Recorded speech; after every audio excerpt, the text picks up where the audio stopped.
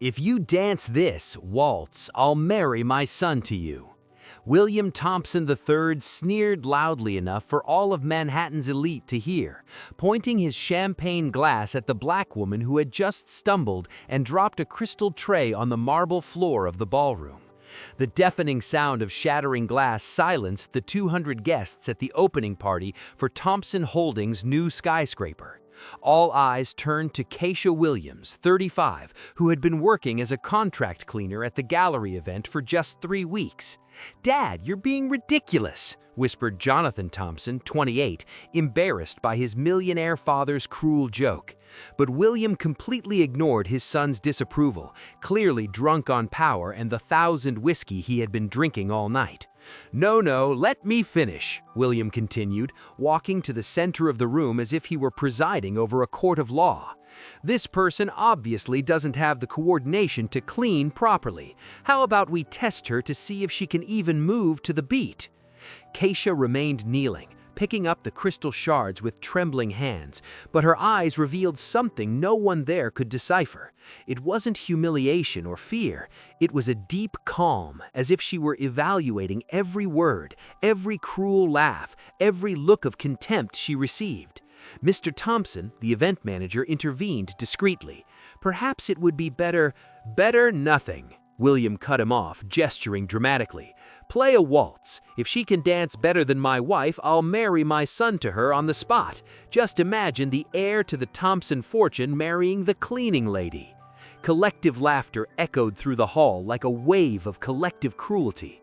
Some women covered their mouths, pretending to be shocked, but clearly enjoying the spectacle. The men shook their heads as if witnessing a perfectly acceptable comedy of bad taste. Keisha finally stood up, wiped her hands on her apron, and looked directly at William Thompson. For a moment that seemed like an eternity, she remained silent, as if making a decision that would change not only that night, but the entire power dynamic of that room. "I accept," she said, in a clear voice that cut through the air like a sharp blade. The hall fell completely silent. Even the orchestra stopped playing, confused by the unexpected turn the situation had taken. William blinked several times, thinking he had heard wrong. "What could you say?" he asked, his arrogance momentarily shaken by the unexpected response.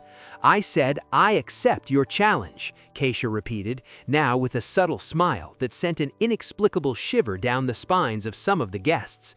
"But when I dance better than your wife, you will keep your word, even if it was said as a joke." At that moment, while everyone mocked and laughed even louder, thinking they were witnessing the biggest embarrassment of the decade, no one noticed the familiar gleam in Keisha's eyes, the same gleam that had once mesmerized audiences on some of the world's most prestigious stages before a single night of tragedy completely changed the course of her life.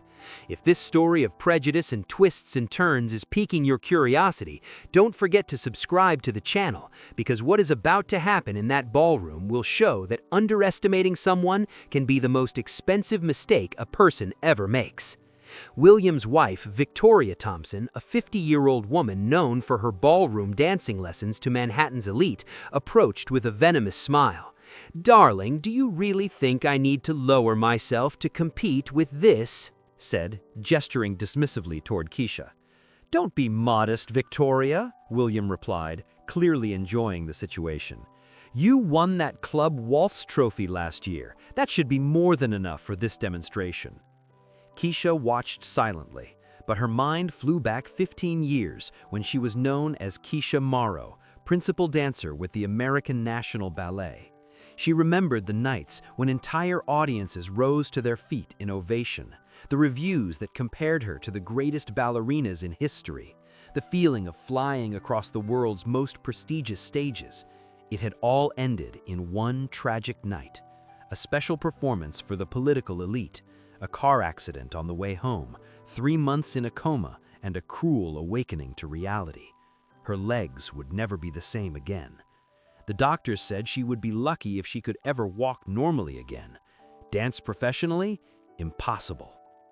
"Jonathan," said William, turning to his son, "go get your camera. I want to record this moment for posterity. The day a cleaning lady tried to pass herself off as a dancer at my event."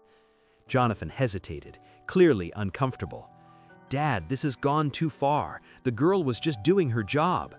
"The girl," William cut him off sarcastically, "accepted the challenge, and now she's going to entertain us. Or would you rather I tell your girlfriend about that embarrassing situation last week?" Jonathan's face paled. Keisha realized that blackmail was involved. Yet another demonstration of the toxic control William exerted over everyone around him.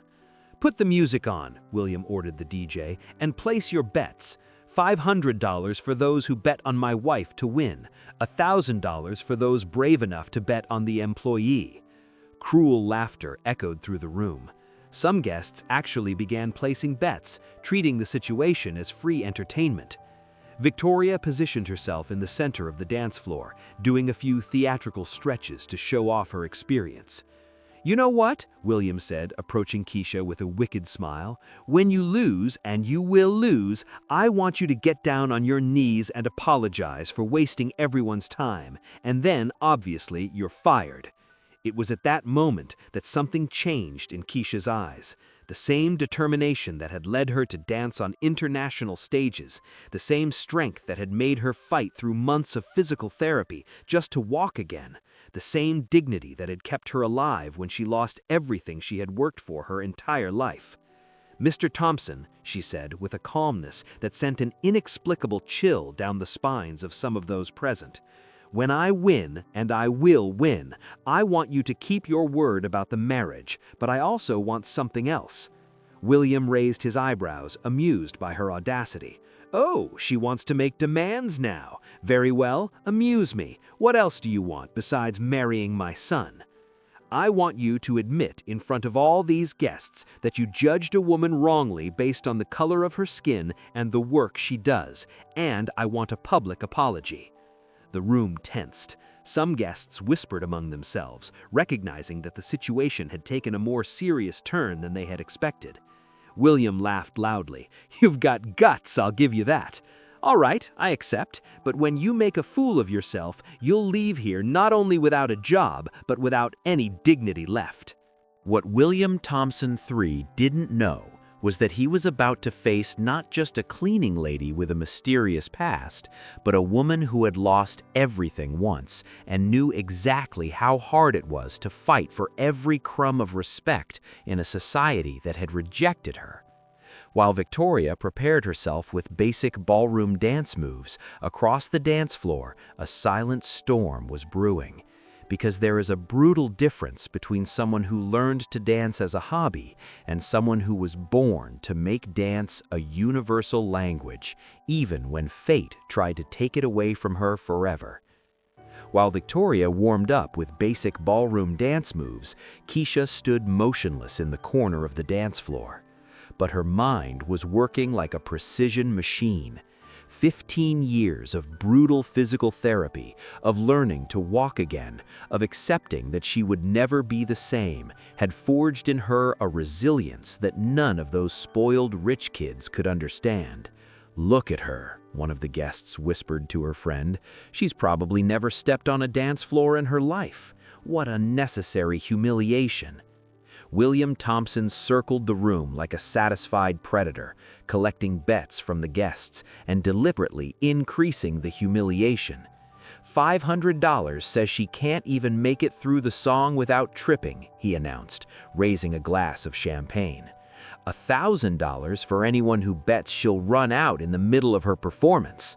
Laughter echoed throughout the room, but Keisha noticed something William didn't. His son, Jonathan, wasn't laughing. In fact, the young man seemed increasingly uncomfortable with the whole situation, shifting uneasily near the wall and avoiding the gaze of the crowd. It was then that she noticed something familiar about Jonathan's face. It wasn't the first time she had seen him.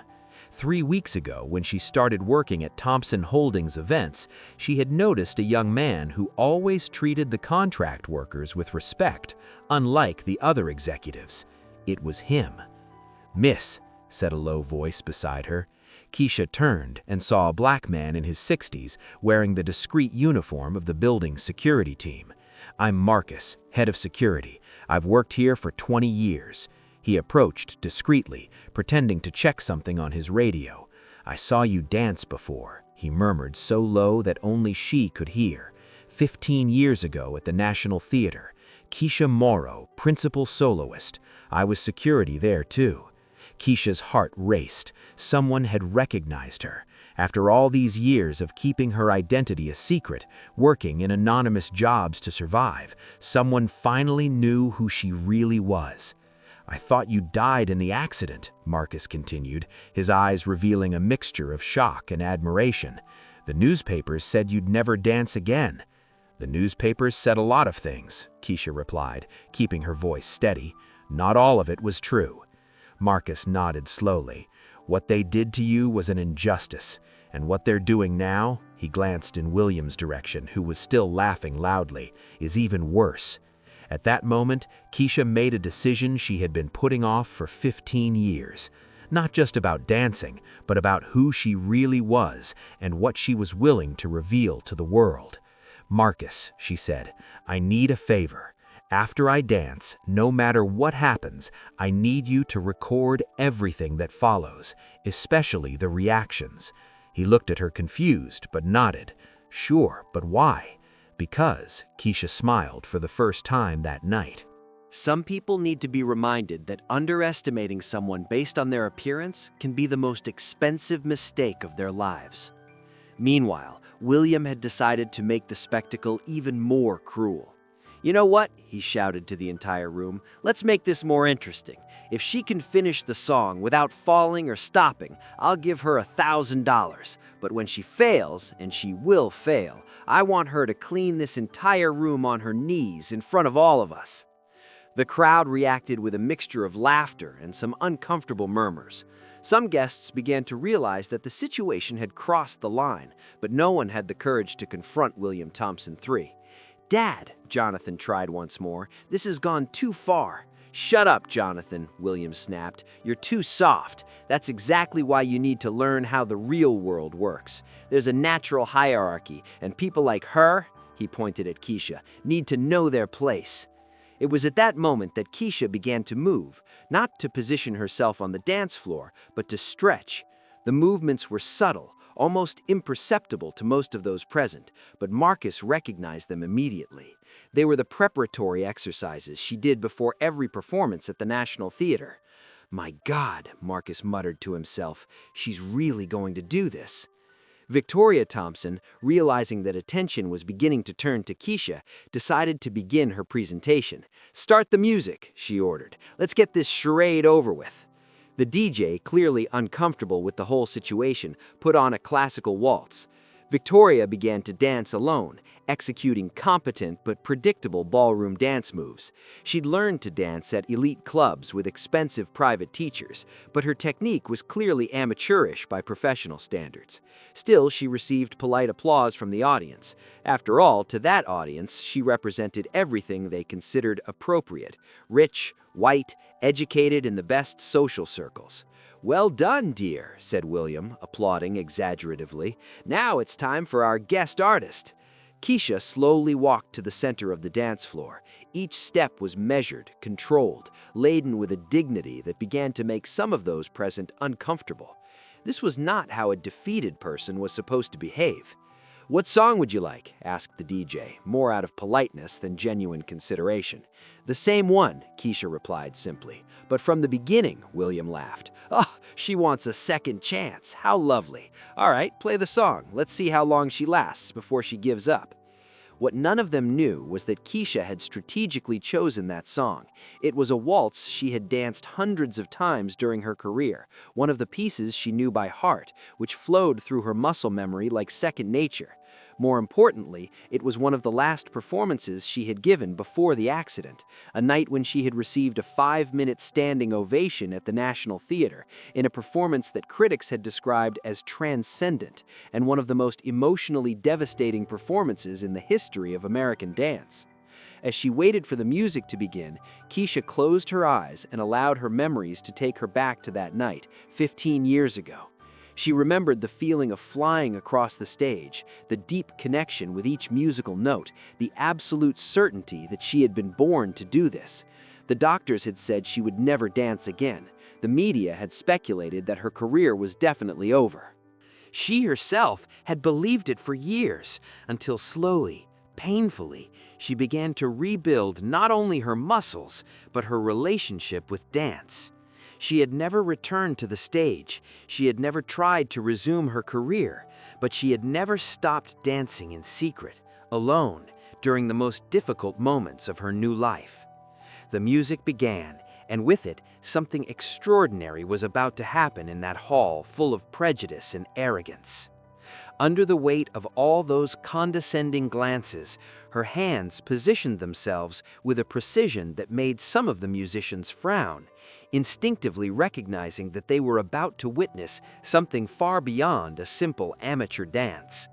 But what none of them could have imagined was that those first few bars would mark not only the rebirth of a lost legend, but the moment when the entire power structure of that environment would be permanently shaken.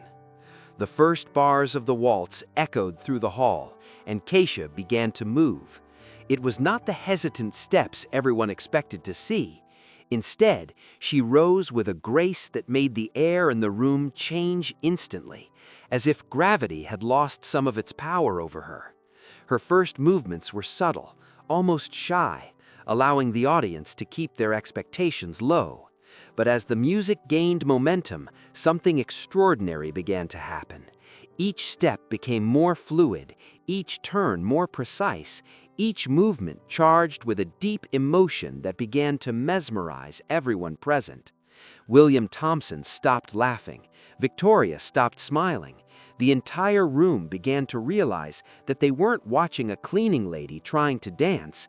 They were witnessing an artist reclaiming her place in the world.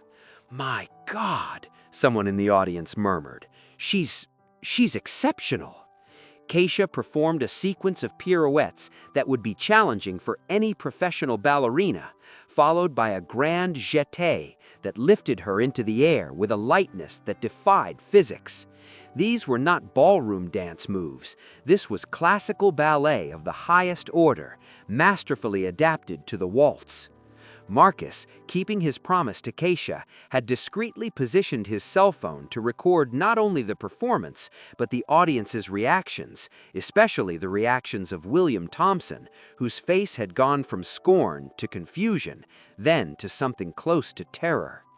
"This is impossible," William whispered to himself, his voice catching. "Who the hell is this woman?" It was when Keisha performed the final sequence of her old National Theater performance, a combination of movements that had been her trademark, a unique fusion of classical techniques she had created herself, that the truth began to strike some of those present like a bolt of lightning. "Wait a minute," said a woman in the audience, a patron of the arts, who attended every major cultural event in the city. "I know those moves. I've seen that sequence before. But where?" Jonathan Thompson was completely mesmerized, his camera capturing every second of the performance. Unlike his father, he recognized genius when he saw it, regardless of who displayed it.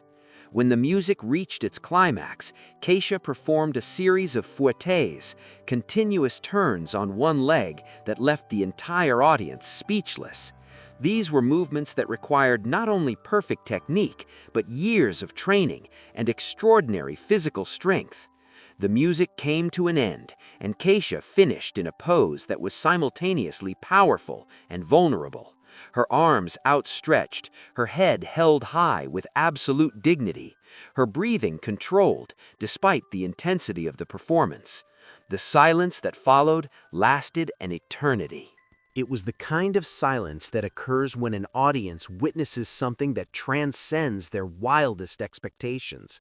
Then slowly, one person began to applaud, then another. Within seconds, the entire hall was on its feet, applauding with an intensity that made the windows rattle. "Bravo!" someone shouted. "Extraordinary!" echoed another. William Thompson was pale as a ghost, realizing that he had just been completely humiliated by someone he considered inferior. Worse, he had done so in front of Manhattan's elite, who now looked at him with a mixture of disapproval and embarrassment. It was at that moment that Marcus approached Keisha, still recording. "Ladies and gentlemen," he said, loudly enough for everyone to hear, "allow me to introduce Keisha Morrow, former principal soloist with the American National Ballet." The name echoed through the hall like a bomb.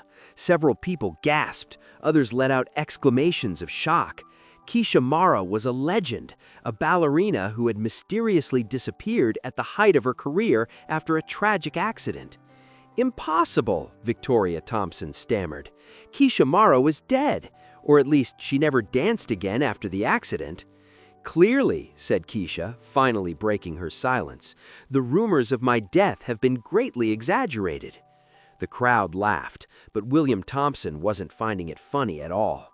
The reality of what had happened began to hit him like a freight train.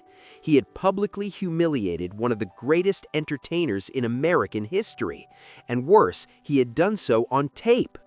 "Mr. Thompson," Marcus said, still holding the cell phone, "you said that if she danced better than your wife, you would marry her to your son. I believe this entire audience can attest to the fact that the condition has been more than met." Jonathan, realizing where the situation was going, approached Keisha. "Miss Morrow," he said, "I would like to publicly apologize for my father's behavior. It was inexcusable." "Jonathan, shut up!" exploded William, his mask of control finally slipping completely. "You will not apologize to anyone, especially not to her." It was at that moment that Keisha revealed the true extent of her plan. "Mr. Thompson," she said calmly, "I believe we have a marriage proposal to discuss. After all, a man of your standing surely keeps his word, doesn't he?" The audience fell silent, realizing they were witnessing something much greater than a simple display of talent. "You must be crazy if you think I'm going to honor a drunken joke," William growled, his arrogance returning in the form of desperation. "Ah, but it wasn't a joke," Keisha said, smiling. "Marcus, could you play back the recording of Mr. Thompson's statements from tonight?" Marcus held his cell phone high enough for everyone to hear as he played back the clear recording of William making the bet, doubling the conditions, increasing the humiliations, and publicly declaring that he would marry his son to her if she won the challenge. "And here he is confirming the terms," the recording continued, "even after I specified that he would have to keep his word." The audience murmured, some laughing nervously, others clearly embarrassed by the situation William had created for himself. "That's blackmail!" William shouted, completely losing his composure. "No," Keisha corrected calmly, "this is accountability. You made a public bet with clear terms in front of 200 witnesses. Now you have to decide if you are a man of your word or if your reputation is worth less than your prejudice." Jonathan moved closer to Keisha. "Miss Morrow," he said, "if you will allow me, I would like to honor my father's word, not because I am forced to, but because any man would be honored to marry someone of your talent and dignity." The audience murmured, surprised by the unexpected romantic turn. William was now visibly shaking with rage. "Jonathan, if you do this, you're out of the company, out of the family, out of everything." "Then so be it," Jonathan replied, extending his hand to Keisha. "Some things are more important than money, Dad, like having integrity." Keisha looked at the outstretched hand, then at the audience, then at William Thompson, who was clearly having what appeared to be a nervous breakdown in public. "Mr. Thompson," she said, 15 years ago, people like you decided I had no value after I became imperfect. Today, you tried to humiliate me based on the color of my skin and the work I do to survive. But you know what I've discovered? True nobility doesn't come from inheritance or bank accounts. It comes from how we treat other human beings when we think no one is watching." She turned to Jonathan. "Your son seems to have learned that lesson despite your best efforts. As for the proposal," she smiled, "I'll accept dinner with him. But marriage, well, that's something two people decide together, based on love and respect, not humiliating bets." The audience erupted in applause again, but this time it wasn't just for the dance, it was approval for the dignity and wisdom Keisha had shown. William Thompson, realizing that he had lost not only the bet, but the respect of everyone present, including his own son, muttered something about leaving it to the lawyers and left the hall, followed by Victoria, who was clearly mortified by the whole situation. Marcus stopped recording and approached Keisha. "This is going to be very interesting when it hits social media," he said with a smile. And as Manhattan's elite continued to process what they had just witnessed, a lesson in prejudice, humility, and the difference between social class and true class, one question remained in the air. How would William Thompson, a man who built his empire on his reputation, deal with the fact that his arrogance and prejudice had been exposed in the most public and humiliating way possible, and that this exposure was about to spread far beyond that ballroom? Marcus's recording spread across social media like wildfire. In less than 24 hours, Millionaire Humiliate's legendary ballerina had become a worldwide trending topic, racking up millions of views and indignant comments. William Thompson III woke up the next day to discover that his company had lost $3 million contracts overnight. His partners were demanding an emergency meeting, and his wife, Victoria, had locked herself in their bedroom, refusing to appear in public. "Dad," Jonathan said when he found his father in his office, surrounded by newspapers with devastating headlines. "The board has voted. You have 1 hour to resign, or you will be removed by force." William looked at his son, seeing for the first time not submission, but determination. "You did this," he murmured. "You betrayed me." "No," Jonathan replied calmly. "You betrayed yourself the moment you decided your arrogance was worth more than your humanity." Meanwhile, Keisha was being bombarded with offers. 3 international ballet companies wanted her to choreograph special performances. Lincoln Center had called offering a solo event. Hollywood producers were interested in turning her story into a movie. But the offer that touched her most came from an unexpected group, the children at the community school where she had taught before working for Thompson Holdings. They had pooled their savings, $23 in all, to offer her a scholarship to return to teaching. "I'll take it," Keisha said tearfully, "but on one condition. Let's turn this into something bigger." 6 months later, the Keisha Morrow Center for the Arts opened in the heart of Manhattan, funded by donations that poured in from around the world after her story went viral. Jonathan Thompson, now running a completely revamped version of the family business focused on social responsibility, was the first major donor. William Thompson, meanwhile, had lost everything: his company, his reputation, his family. Victoria had filed for divorce and moved to Europe. He was last seen working as a low-level consultant at a small company, a shadow of the arrogant man who once believed that money gave him the right to humiliate other human beings. "You know what impresses me most about this whole story?" Marcus said during the center's opening, watching Keisha teach a class of diverse, smiling children. "It wasn't just a victory over prejudice. It was a lesson in how true nobility responds to cruelty." Keisha, now recognized once again as one of the greatest artists of her generation, smiled as she watched her new students perform their first ballet steps. "Sometimes," she said, "we have to lose everything to discover who we really are. And sometimes people have to lose everything to learn who they should never have tried to be."